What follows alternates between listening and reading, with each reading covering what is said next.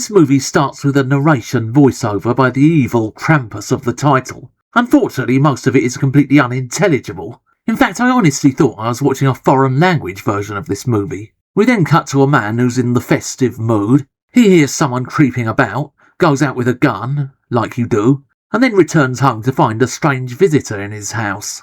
Then we're introduced to Lisa. She is determined to investigate the mysterious death of her brother, and she spends the movie weeping and wailing.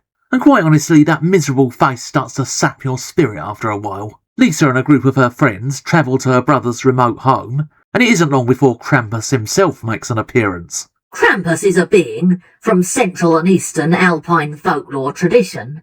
According to legend, he accompanies St. Nicholas on visits to children and punishes the ones who are badly behaved. That's right, Professor Wolfkins.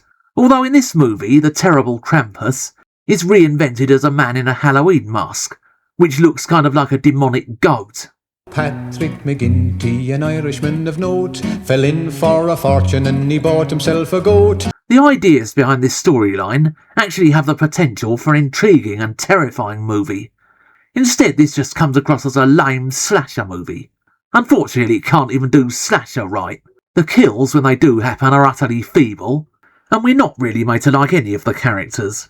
There is a woeful subplot involving a girl's cheating boyfriend, but the big confrontation scene between all three of the people in the love triangle is kind of undermined by the fact that nobody seems to be familiar with acting. Still, to keep in the festive spirit, someone gets strangled with Christmas lights.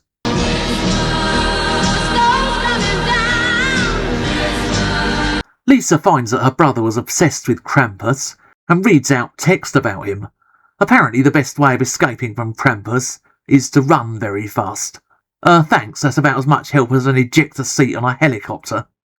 After what seems several millennia, there's the big confrontation scene between the heroes and Krampus. Unfortunately, this villain displays no personality whatsoever.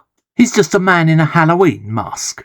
And his voice, on the rare occasions he talks, often just sounds completely muffled. And his silly wobbly fingers are so obviously rubber gloves. It's alright though, because they just shout something from a book at the top of their voices, and that's him. There is no character development, nothing. The scene at the end of the movie, with the two girls burying their dead friends, displaying all the emotion of somebody bedding out the geraniums, just about sums it all up. This movie is a shadow of what it could have been.